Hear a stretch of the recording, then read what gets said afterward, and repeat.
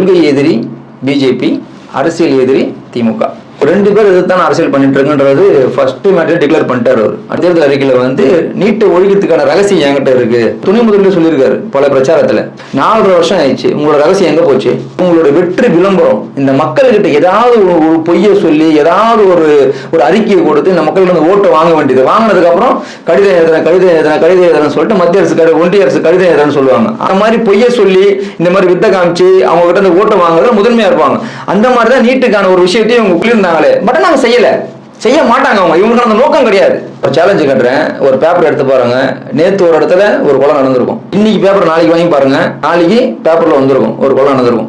சட்டம் ஒழுங்குனா எந்த ஒரு பிரச்சனை நடக்காத அளவுக்கு தடுக்கிறது தான் சட்டத்துக்கான வேலையே, காவல்துறைக்கான வேலையே. தினம் ஒரு கொலை நடக்குது, ஒரு கொள்ளை நடக்குது, ஒரு பாதுகாப்பு இல்லாத ஒரு சூழ்நிலை இருக்கிறப்போ எப்படி நீங்க சட்டம் ஒழுங்கு சரி நீங்க சொல்லுவீங்க?